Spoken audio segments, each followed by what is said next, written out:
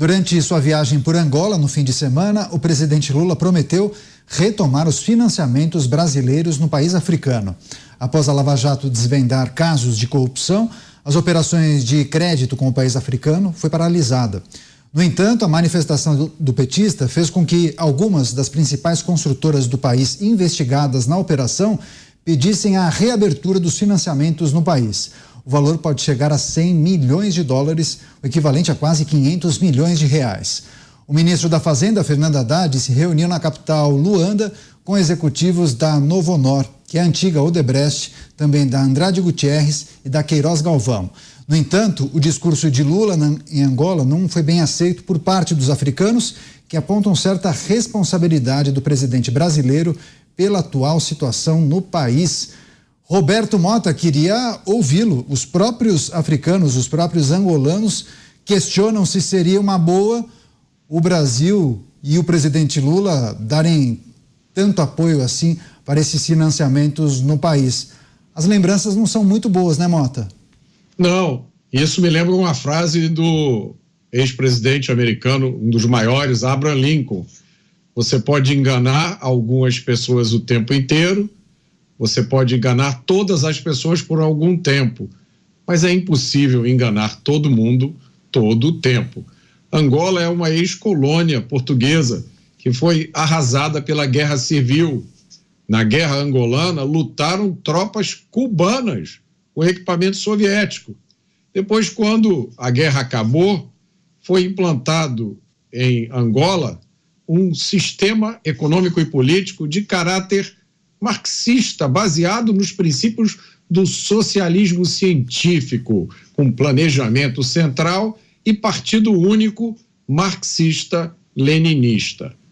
Essa é a herança de Angola, que tem problemas sérios que não vão ser resolvidos com nenhum financiamento concedido pelo Brasil. Os problemas principais de Angola vêm da dominação por uma classe política que está mais interessada no seu próprio bem-estar do que no bem-estar da população. Infelizmente, não é só o caso de Angola. Há outros países que a gente conhece que são assim. E cabe sempre perguntar, com tantos problemas que nós temos aqui, nós vamos financiar projetos em Angola? Com tantos outros países que têm problemas, por que Angola? Onde justamente... O dinheiro precisa andar, precisa circular. Se o dinheiro não circular, não tem os 10%, não tem a volta dos projetos. Então é isso, é abrir a torneira de novo. É impressionante que está repetindo erros do passado, erros que foram descobertos. Ainda não existe a tecla desver na vida da gente. Então ninguém vai desver a Lava Jato. Pode considerá-la inconstitucional, ilegal, dizer que exageraram, extrapolaram, mas a fotografia das entranhas do governo ficaram lá escritas. E esse processo aí aparece lá naquela fotografia das entranhas. A Lava Jato foi mais do que um movimento jurídico nacional, ele foi internacional. Só que no Brasil que ele foi destruído, porque em outros países deu cadeia, deu cana assim para muita gente. Então é o mesmo caminho, tem que abrir a torneira lá na ponta de empreiteiras e rolar dinheiro, projeto, senão não tem a história da volta aqui, né, dos 10%. Se tem alguém eu acho engraçado isso aí. Vai lá, Dantas, você, por favor. Não, Daniel, olha a hipocrisia do discurso do Lula, criticando 1% mais ricos, estão cada vez mais ricos, isso falando em Angola. Olha, o ex-ditador que morreu no ano passado, né? Depois de 40 anos no poder, José Eduardo dos Santos, que fez muitos negócios, abriu Angola para o Odebrecht, para todas essas empreiteiras, até para o Taiguara, o sobrinho do Lula, que foi fazer negócio lá em Angola. O José Eduardo dos Santos, ele morreu, mas deixou bilhões. A filha dele está na lista da Forbes, mais de 3,6 bilhões de reais em patrimônio. Fizeram estimativas dos desvios de 2007 até 2017, mais de 35 bilhões desviados só do setor de petróleo. Então, olha, esse discurso, ele não é só vazio, ele é ofensivo. Ele é um tapa na cara das pessoas de bem, dos honestos, dos pagadores de impostos. É um tapa na cara. E acha que todo mundo é idiota de achar que não tem, entendeu? Que tudo bem, é isso mesmo. É aquela velha narrativa hipócrita de falar para os miseráveis enquanto retira dos miseráveis. Como é que o cara faz um discurso desse lá em Angola? Não é possível, sem constatar a realidade do poder em Angola. Um poder político, o atual presidente, inclusive, é sucessor, vamos dizer assim, político. Sucessor, é apadrinhado do ex-ditador. Então, assim, o sistema a elite política em Angola é corrupta. Todo mundo sabe, o mundo inteiro sabe. E está muito menos, talvez seja muito menos do que 1%. Muito menos do que 1%. Então, assim, infelizmente, esse retorno das empreiteiras para lá chama muito atenção. Inclusive, até o ministro Fernando Haddad foi até correto, pediu para que façam uma manifestação pública juntos, que isso passe nos órgãos aqui no Brasil, qualquer coisa nesse sentido. Não sei se é isso mesmo, espero que seja. Porque, assim, por que querem negociar logo lá? Por que vão para lá? A gente sabe que lá é um lugar que poucos querem fazer negócios. Por quê? Porque todos os negócios são viciados, a maioria dos negócios são viciados em função justamente da corrupção, né? Então, não, deveriam estar se preocupando em fazer aqui, mostrar o compliance que foi adotado depois de tudo que veio à tona com a Lava Jato, e prosperar, fazer as obras que precisam ser feitas. Não tem o PAC aí? Então, vamos fazer o PAC, vamos fazer as obras. Bonitinho, bacana, entregar, sem superfaturamento, sem propina, sem nada. Aí sim, aí ganha um aval para poder seguir adiante. Pois é, várias pessoas, inclusive, se manifestando no nosso chat. Agradeço muito a participação de todas as pessoas. Daqui a pouco eu leio algumas mensagens. A Sueli Zé Maria fez a seguinte pergunta: o que o Brasil ganha com esse tipo de financiamento? Nós temos verbas represadas na educação e na saúde. Temos outras prioridades. Zé, o Brasil ganha o quê? Mas olha, esse tipo de financiamento, ele em alguns setores, ele funciona. Por exemplo, a Embraer. Já existe uma linha de crédito do BNDES. É monopolista na Embraer porque oferece a menor taxa de juros. Então, se qualquer pessoa quiser comprar um avião da Embraer, ele vai financiar pelo BNDES. De longe, é a menor taxa de juros e há um acordo, né? E qual é o objetivo? É de desenvolver a indústria aeronáutica brasileira, porque ali estão embarcadas tecnologias e é muito importante para o país. Falando ali do objetivo, né? E aí se transporta para as empreiteiras. Nós acreditávamos que as nossas empreiteiras eram tecnologicamente as mais desenvolvidas do planeta. A tecnologia das empreiteiras em abrir túneis e usando tatuzão e tal era impressionante. E elas exportavam esse trabalho para o Brasil, para o mundo inteiro, através de financiamento do BNDES. Aí depois a gente ficou sabendo de que as empreiteiras não eram tão boas assim. Sabe por quê? Porque fraudavam as licitações. Quando você frauda uma licitação, você destrói um dos pilares da humanidade, que é o livre mercado, a competição. Então, fraudava o mercado, a competição. Quando você paga propina para ganhar uma obra. E como é que ganhava a obra? Casada com financiamento do BNDES. Depois o país não paga, quem paga? O BNDES. A empreiteira já voltou para casa com dinheiro no bolso e já pagou os 10% para o político, para o padrinho. É assim que funciona. Então, esse processo aí de investir, o argumento é que investe no Brasil através da tecnologia nas empreiteiras.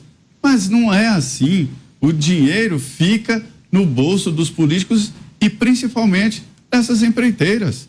Pois é. Não é demonizar a empresa, é porque é a realidade. Hoje eu tive a oportunidade, estava no carro, escutando o programa Pânico, Roberto Mota participando e ele relacionando uma série de eventos vividos nos anos 80 e 90. Muito curioso, viu, Mota? Muito bom, inclusive o seu texto ali. Mas o Ricardo, inclusive, ele colocou uma pergunta que eu queria direcionar a você. É papel de um presidente da República atuar como lobista de uma empreiteira no exterior? Não, não, não, não, não e não. Não é papel do Estado se meter nesse tipo de coisa. O Estado tem que cumprir as suas missões essenciais. Acho que 80% das notícias que a gente comenta aqui todo dia tem a ver com a falha do Estado de cumprir as missões que são as mais importantes, que tem a ver com a garantia dos nossos direitos. É com isso que o Estado brasileiro tem que se preocupar. Ele tem que se preocupar com garantir a segurança do cidadão, para que a gente possa ir na esquina sem medo de ser assaltado, para que a gente não tenha, como em alguns locais do Brasil, como Rio de Janeiro, algumas áreas de São Paulo, medo de virar na esquina errada e ser punido com a pena de execução sumária. É com isso que o Estado brasileiro tem que se preocupar, com garantir um ensino público que dê o mínimo de condições às camadas mais pobres da população de garantir o seu futuro de uma forma independente. O Estado brasileiro não tem que se meter nas áreas em que a iniciativa privada é perfeitamente capaz de cumprir esse papel. Pois é, a Rosana... Vai lá, Dantas, depois eu vou passar inclusive uma pergunta da Rosana para você. O Mota foi preciso. Iniciativa privada. Se as empreiteiras querem fazer obras em Angola, que o façam. E que o governo de Angola pague, ou sei lá. Mas não aqui, financiamento do BNDES, 100 milhões que já começaram a pedir. Já o valor inicial, 100 milhões de dólares, sabe? Meio bi, para começar. Não é por aí. A nossa experiência recente é a pior possível. O TCU, na época justamente desses financiamentos de obras no exterior, identificou, o TCU, o Tribunal de Contas da União, identificou a área técnica, a auditoria, identificou superfaturamento de até 50% nessas obras no exterior. Então, assim, não dá para repetir o erro, não é possível. E o Congresso tem o seu papel de evitar que o BNDES seja novamente utilizado politicamente. A obra é a fachada, né, Dantas? A obra é a fachada. Eu não digo nem que seja ou que não seja, mas assim, por quê? Por que a obra lá em Angola tem que ser financiada pelo governo brasileiro? Não é possível. Pede ao BRICS, liga para Dilma. Esse que é o princípio. A corrupção. Não, o BRICS tem dinheiro nosso. A corrupção nesse nível só existe porque existem esses projetos monumentais movidos a dinheiro público. Eles não deveriam existir. O Dantas disse tudo. Se a empreiteira quer fazer obra em Angola, pega o jatinho dela, vai para lá, analisa o risco de crédito de Angola, faz a obra, se não receber, quebra. Agora, com o nosso dinheiro? Vai lá, Dantas.